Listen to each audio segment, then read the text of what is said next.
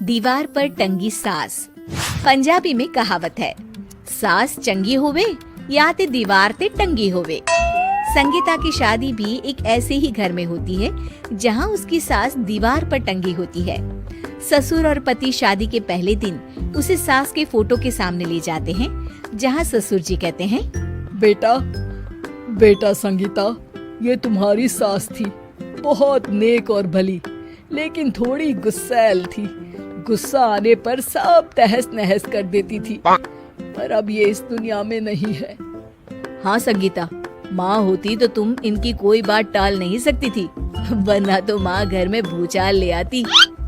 संगीता मन में खुश होती है कि अच्छा है कि ऐसी औरत अब इस घर में नहीं है, लेकिन दिखावे के लिए वो जैसे ही सास की फोटो के सामने हाथ जोड़कर खड़ी होती है, ये क्या?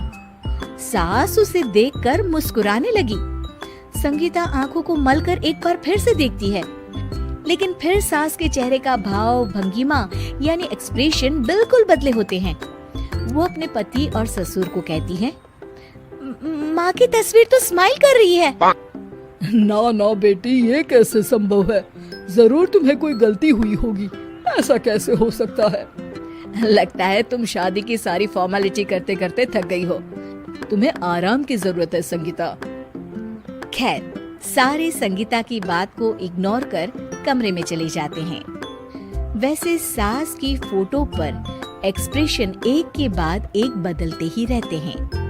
सुबह होती है, पति और ससुर को काम पर भेजकर संगीता कमरे की सफाई करने में लग जाती है कि तभी उसे आवाज आती है, टेबल ठीक से साफ करो।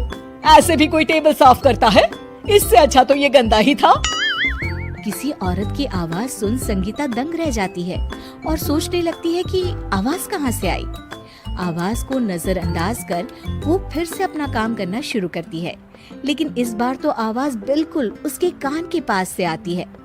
मेरा घर है ये, जब तक मैं थी चमका कर रखती थी, हर एक चीज शीशे की तरह थी। तुम्हें तो ना सफाई आती है ना कुछ पता है। क्यों तुम्हें मेरे घर की जिम्मेदारी दे दी गई है? पता नहीं तुम में मेरे बेटे को क्या दिखाई दिया।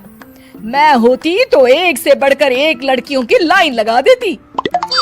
अब संगीता को समझने में देर नहीं लगी कि ये आवाज किसी और की नहीं बल्कि उसकी सास की है, जो दीवार पर टंगी है। वो उसके पास जाती है और कहती है, नमस्ते सासू माँ, मुझे तो कल ही लग रहा था कि दीवार में कुछ काला है। वो दीवार नहीं, दाल होती है पगली। सही पकड़े हैं सासू माँ। तो क्या हो गया आपको जो आप यहाँ भी चैन से नहीं बैठी हैं? सुना मैंने आपका व्यवहार काफी गुस्से वाला था। चुप रह तू, ज्यादा बकर बकर ना कर। घर का काम करना तो आता नहीं, आई है मुझसे बहस करने। हाँ देखिए सासू माँ, मैं आपसे साफ साफ कह देती हूँ, मुझसे पंगा लेने की कोशिश मत करिएगा।